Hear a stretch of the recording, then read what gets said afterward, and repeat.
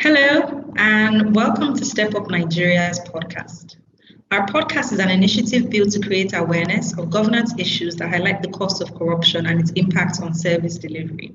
Our podcast is also aimed at promoting values that will help build a society of people with integrity and provide solutions to service delivery challenges faced by everyday Nigerians.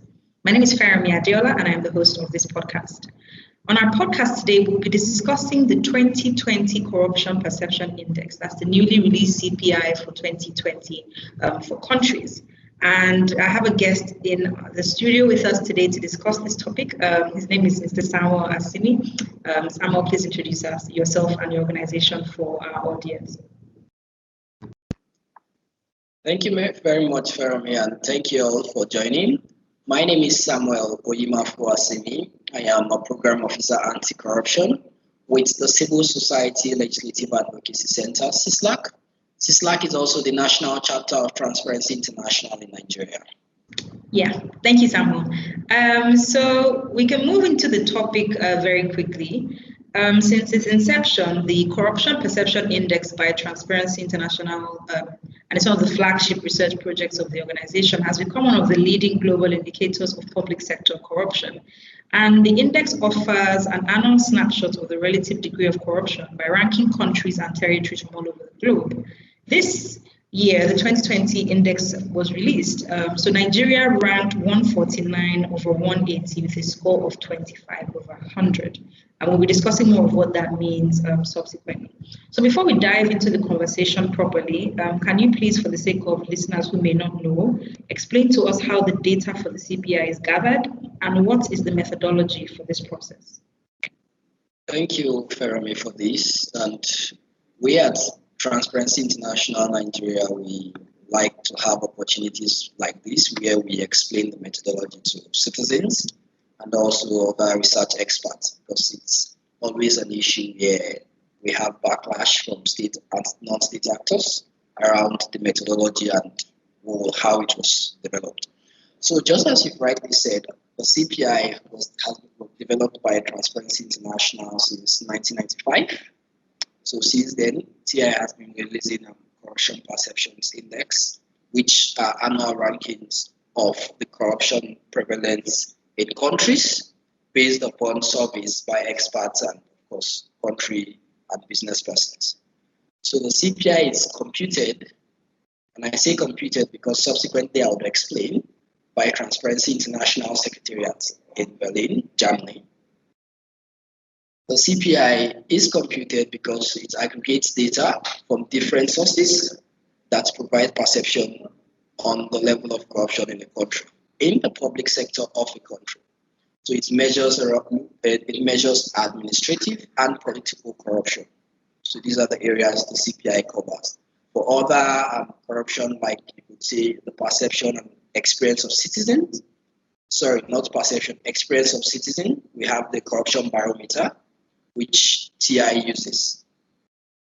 But that's the separate data from this and survey. So the CPI is a composite data. It has two numbers, 0 to 100, which is the score, and also there's the rank, which is where countries are measured based on their performance relative to other countries. So the score 0 to 100, 0 is very corrupt and 100 is very clean. Because of how critical we take the CPI and because of how important we take the CPI, we have key sources, credible sources that Transparency International uses for the CPI. So we have 8 of them for the 2020 CPI. We have the World Economic Forum Executive Opinion Survey. We have the World Justice Project Rule of Law Index. We have the World Bank Country Policy and Institutional Assessment. We have the Bertelsmann Foundation Transformation Index. We have the Economics Intelligence Unit Country Ratings. We have the Global Insights Country Risk Rating. We have the PRS International Country Risk Guide. And we have the Varieties of Democracy Project. So these are the 8 sources used to measure the CPI for Nigeria for the year 2020. So each of the sources measure governance indicators, of course, issues around business and corruption perception and all that. So under each of this indicator, and each of these sources rather, they have indicators measuring specific areas. And the areas Transparency International picks from these 8 sources, we look at bribery, we look at diversion of public funds, we look at prevalence of officials using public office for private gain without facing the consequence. We look around nepotism and how merits versus nepotism works. We look around effective prosecution for corrupt officials. We also look around issues of access of civil society to information on public affairs. We look around state capture by vested and narrow interests. So these are like areas we look around from these 8 sources.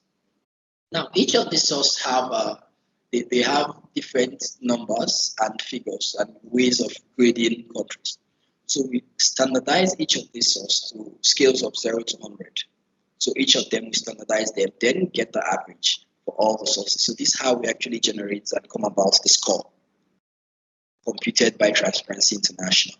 Just to give you an overview of how the process is. To push this further, the methodology was updated in 2012 because definitely Transparency International would like to keep up with reality and would like to ensure that this CPI is, of course, like a work in progress and we try to improve it to ensure it's up to date. With the new methodology in 2012, we had different actors audit it, and the European Commission Joint Research Center undertook an independent audit of the CPI in 2012 and 2017. They undertook the audit of the methodology, and they found out that the CPI is conceptually and statistically coherent and has a balanced structure. So this was what the audit found out, and it's important for critics of the CPI and mostly state actors who feel that Transparency International just sits somewhere and look up data.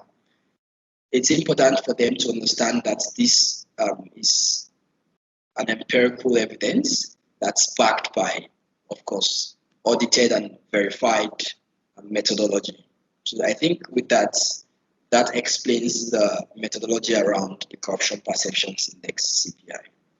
Thank you very much for that robust response, Samuel. And I agree with you that it's very important for us to break that down for the everyday Nigerian as well as for state actors so that people don't think, figures were pulled just from the air.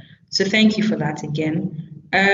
So the 2020 CPI has shown that for the 4th consecutive year, Nigeria ranked 2nd most corrupt country in West Africa. What would you say is responsible for this consistent decline? Thank you, Fermi, for that question. When we get to respond to the media partners on the issues and the challenges responsible for the decline, it's important that we highlight these key issues because citizens need to understand this.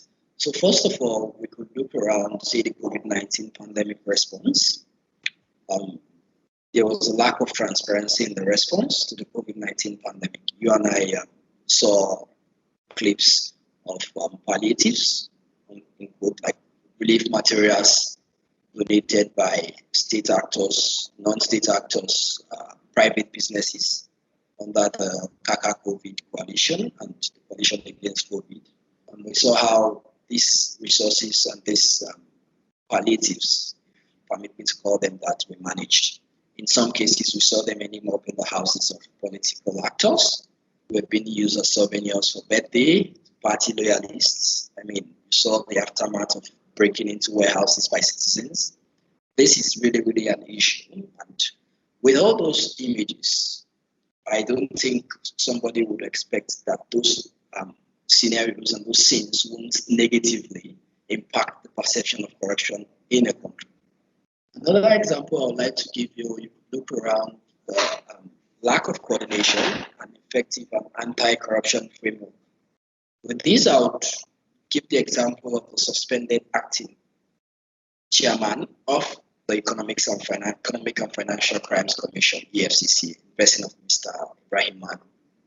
We all saw what happened to Mr. Ibrahim Magu. We saw the theatrics in his removal and suspension. suspension to be precise. Now, it's not in our place as Transparency International Nigeria to say if he's guilty or not. No. Our point is that issues and the way it was handled, this is the head of a lead anti-graft agency. So if you're accusing him of corruption, then you should expect it should definitely affect the perception.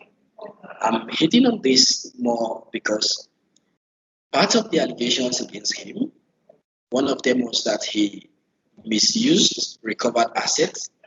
To be specific, he mismanaged recovered assets. So I think one good thing you should give credit to the government for is that they've been able to recover assets domestically and foreign.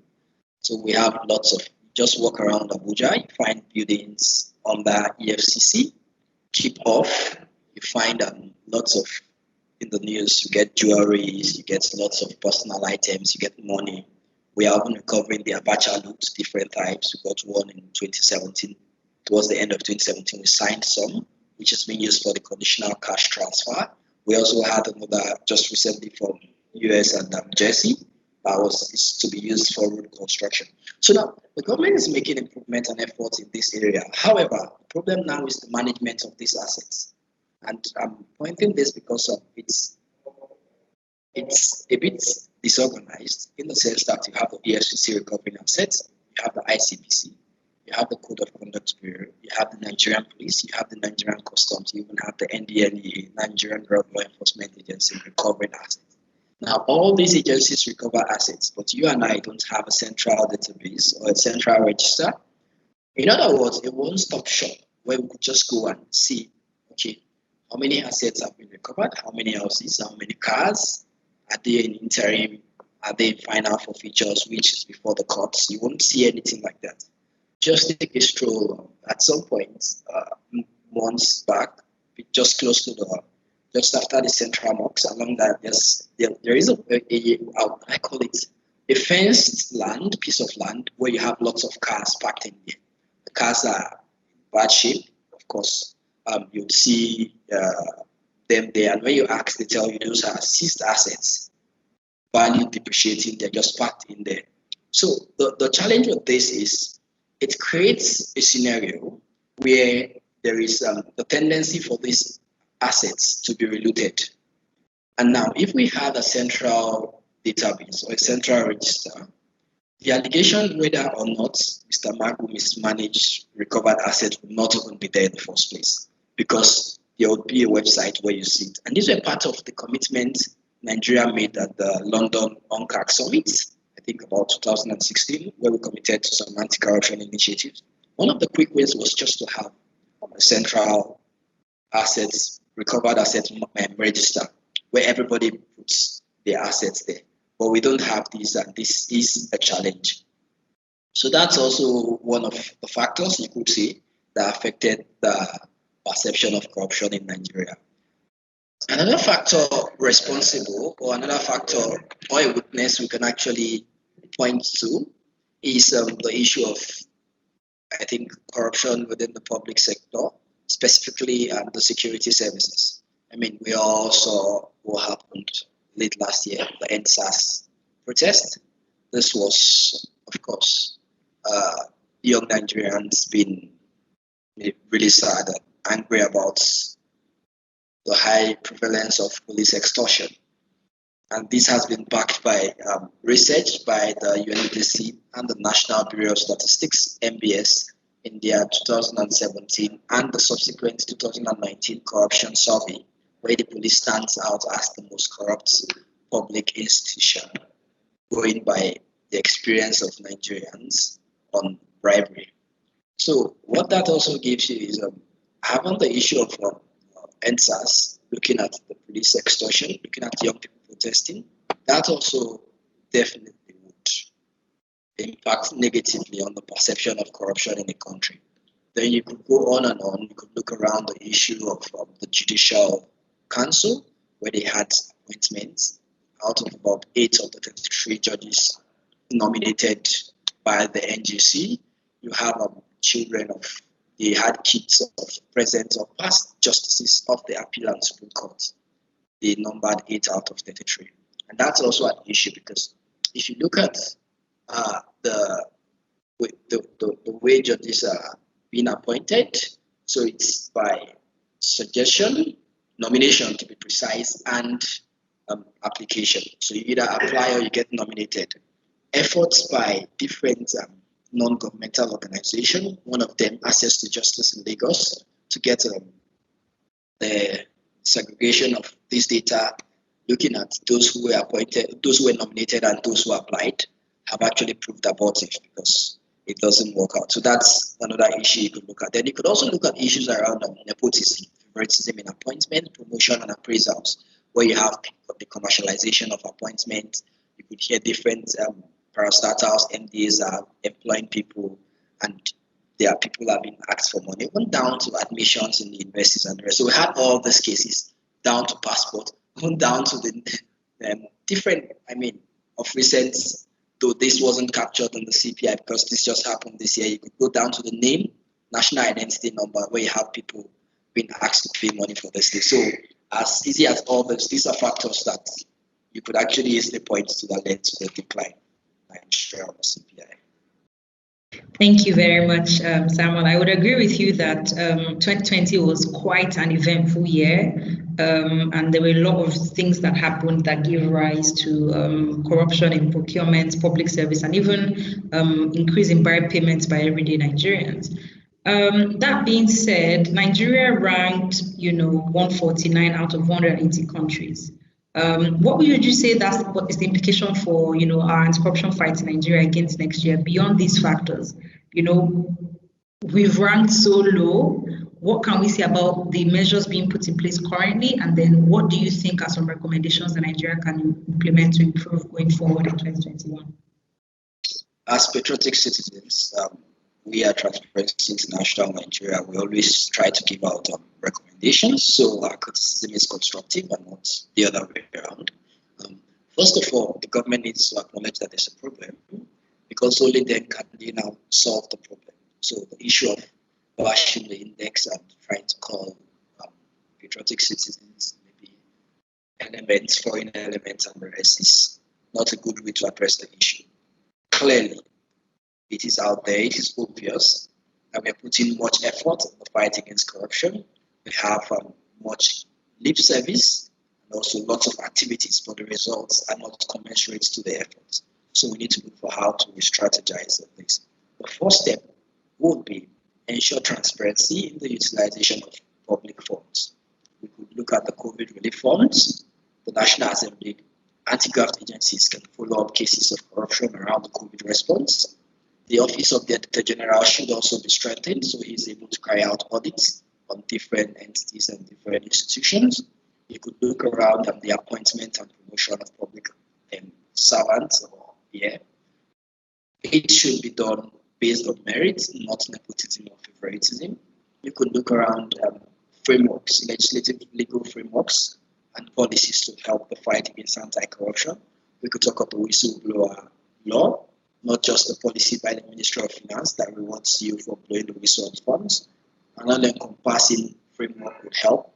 You could talk around on the proceeds of crime, where we can act or a bill, where we can have maybe a central database in the management and utilization of covered assets. Moving on to already existing frameworks like the Police Act 2020, we could have their full implementation. The CAMA, which is also a nice law, the Company and Allied Matters Act, we could also see full implementation of this act.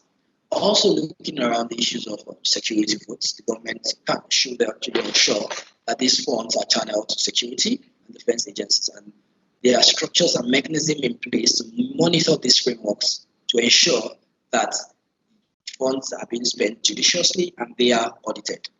We move on to issues around the civic space, the media, citizenry, and other actors. The government should ensure that the democratic rights of citizens as enshrined in the Constitution is also respected. So these are areas and these are avenues which would also look around on the anti-corruption strategy. Government should operationalize it. It shouldn't just be, and this is important, the fight against corruption shouldn't just be at the federal level. I think it's a mistake we make. We'll have governors becoming, I don't want to say emperors, but I think that's the word. So you have them controlling their domains, and there's little transparency at the subnational level. I think this needs to be cascaded down there. So it's not just for the federal government alone, but everybody should be part of it.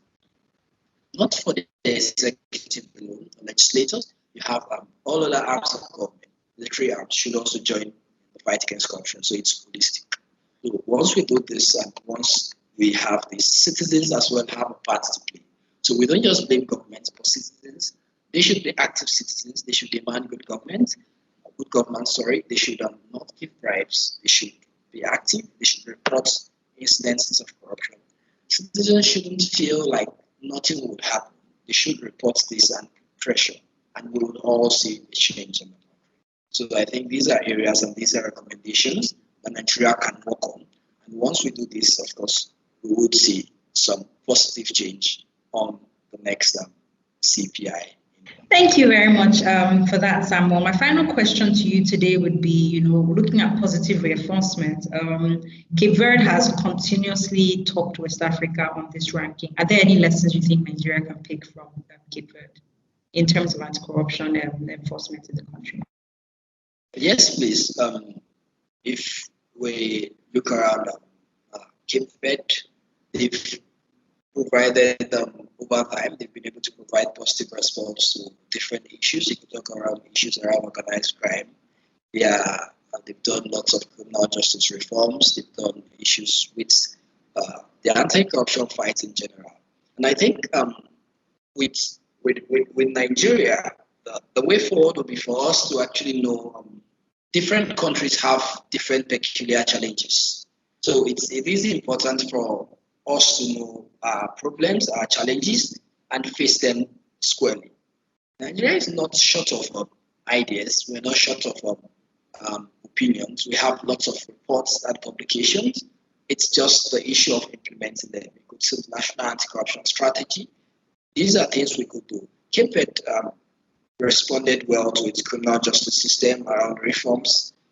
They had lots of issues with organized crime, smuggling and drugs, and corruption by border officials and port officials.